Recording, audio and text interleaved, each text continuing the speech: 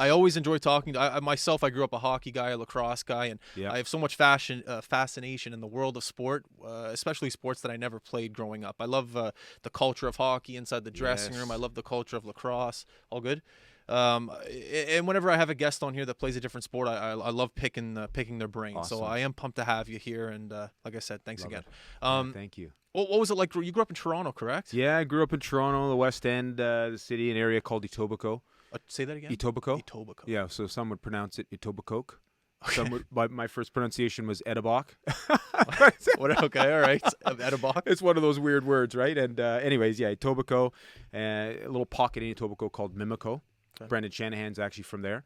And you know what? It's actually the home of like lacrosse in Southern Ontario as well. And funny enough, I never ended up playing lacrosse at all. Just whatever, for whatever reason didn't happen. Was always playing the sports in school. And yeah, kind of more of a hockey player, to be honest. As actually, when I was a younger kid, I was a hockey player and a soccer player, right? Played a whole bunch of sports.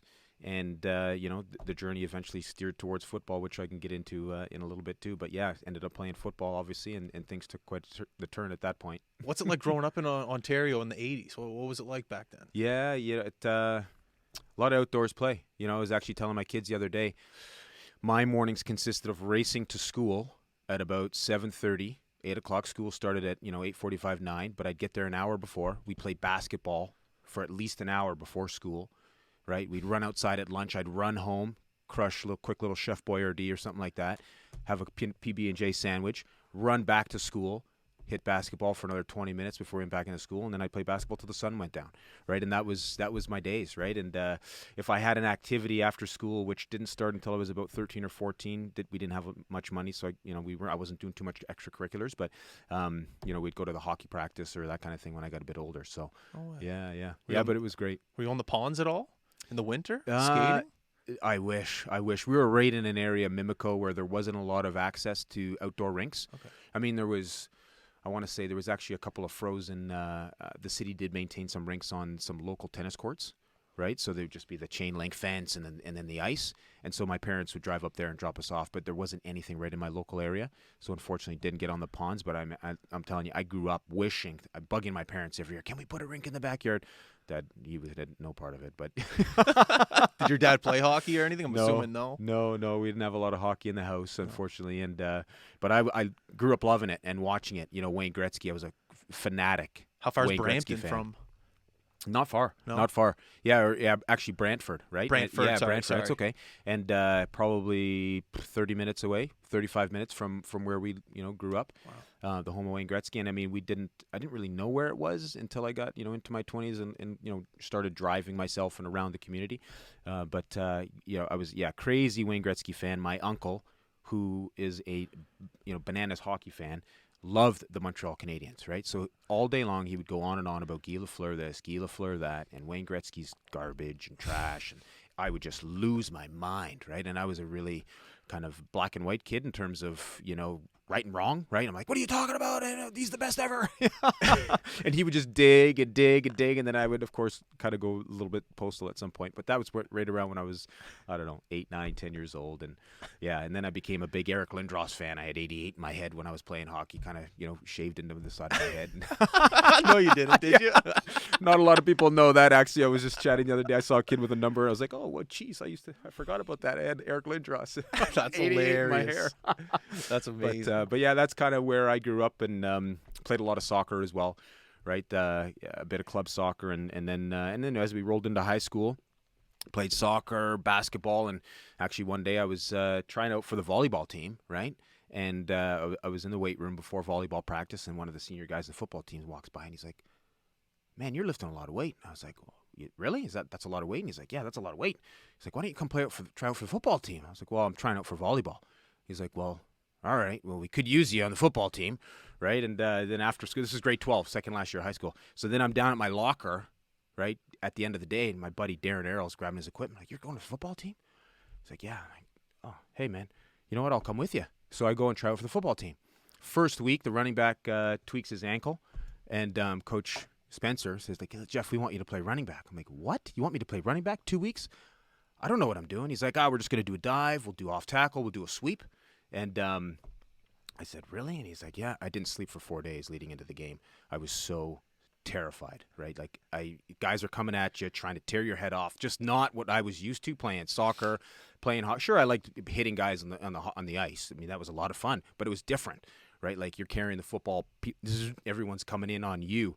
And anyways, I ended up getting 5 touchdowns that first game and just running, scared out of my mind, right? And that was like, whoop, the table flipped for me. And yeah, everything around me started to change, and I just saw that, you know what, I learned a ton about myself in the process of getting into the game of football, because I actually had a lot of fear for a number of years. So I learned I need to be pushed out of my comfort zone to get the best out of me, and it was a really interesting kind of, hey, this is Jeff kind of opportunity. That's incredible. Were you like, as you walked up the driveway today and I shook your hand, you're thick. Yes. Was it always, like you said, you're a big fan of Lindros? I think same thing, big guy. Yes. Were you always built this way naturally, or did this come with the gym after? No, you know what? I guess the first time I started to get into the gym, I was pretty strong. I was always waiting for that growth spurt when I was a kid, right? Grade 9, grade 10, I was just a little guy, and I was a late bloomer, they call it, right? Yeah. So grade 9, grade 10. Not a whisker under my armpits, right? And finally, hit about a grade 11, I gained like 20 pounds one summer. I went from 140 to 165 pounds, and I was just swimming every day. And I just, all of a sudden filled out, was eating like a horse, and, over 3-4 months, filled out. And then that was grade 11, started to get a little more active and physical in my activities at that point. And then when I started to get into weights, I just naturally was into it. And was lifting, I don't remember how much weight, but quite a bit of weight from the first time I started doing, learning about bench press and squats, and then it did come natural, to be honest. I mean, I did work at it. I liked the feeling that I would get from lifting and training. Love that kind of heightened sense of awareness I got from it, and then just continued to push it, right? And as I got into university, I was always one of the stronger guys on the team, one of the faster guys, a little more explosive, and I think just naturally I had that kind of muscle fiber kind of makeup that was more conducive to heavy lifting. And so now I'm kind of battling that, to be honest. I'm trying to keep the weight down, right? So I'll work out and still lift, right? But I have to really kind of complement it or supplement it with a lot of cardiovascular activity so that I don't gain too much muscle. In grade 12, when you first got recruited, how was your cardio?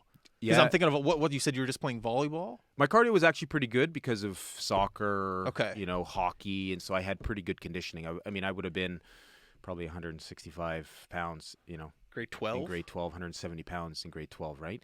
And I would have been 5'8", 5'9". So you're still right? thick. Yeah, I was a good size.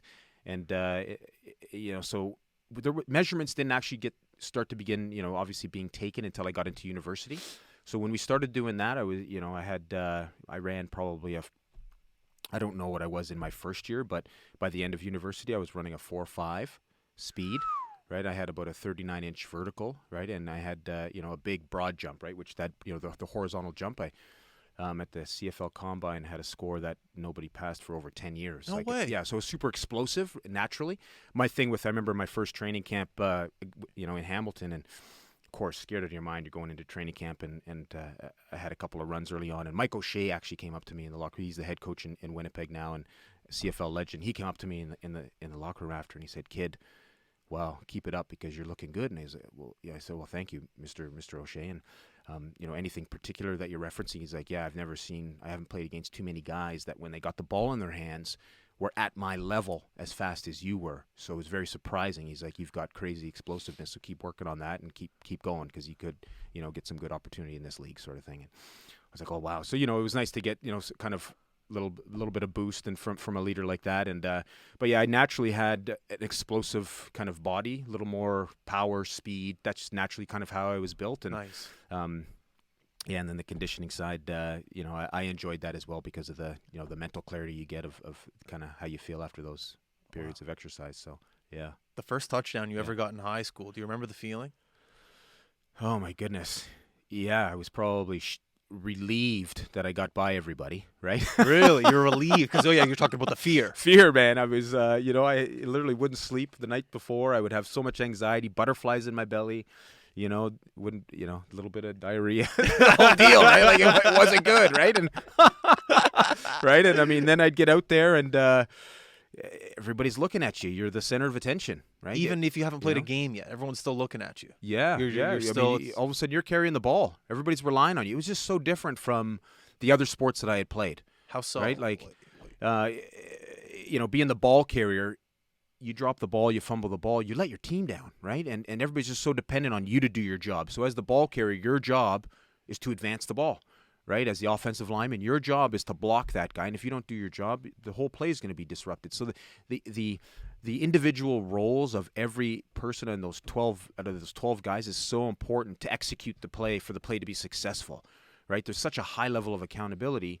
Whether it's in the moment or you watch the film afterwards and you look at every single play and you break it down and they're like, what were you doing on this play? Or what were you doing on that play? So everything gets picked apart and reviewed. And so there was just that, it was just different. All of a sudden here I was carrying the ball and the team was relying on me to make these plays.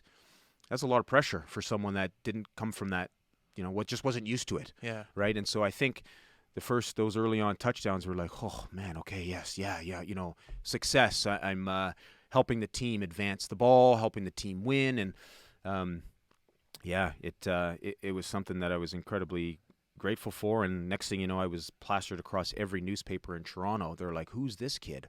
Right? And I was getting scouts were coming in, and there was all this attention that I was getting. And I was a very quiet kid, right? I was not loud. I do interviews and stuff now. I stand on stages and talk to people and kids, and was on the radio for 4 years. But I was deathly afraid of anything related to public appearance. I didn't have huge groups of friends. I had some couple key friends and that kind of thing. But anyways, there was all this attention, just was very different for me. And it was conflicting messaging because, and what I mean by that is I had all this fear to play the game and yet all this validation on, wow, you're a star, right? So I had this part of me kind of wanted to quit. I was like, I don't know if I take this all the time. There's so much fear. I'm afraid. Yeah. But then I kept having crazy success. And so I just, obviously kept pushing through it. And then when I got into university, there was a different layer of it and pressure and that kind of thing. But yeah, the scoring, the moments of that, the feeling of it was, it doesn't happen often. So when you would score the touchdowns, and your team comes running down and they all, hug you and feel, you get that attention for that moment they're nice moments in time. Yeah. That's wicked. I love hearing stories like that. The first time you found success in the sport that you made a career out of, I love those stories. Yeah. That's unbelievable.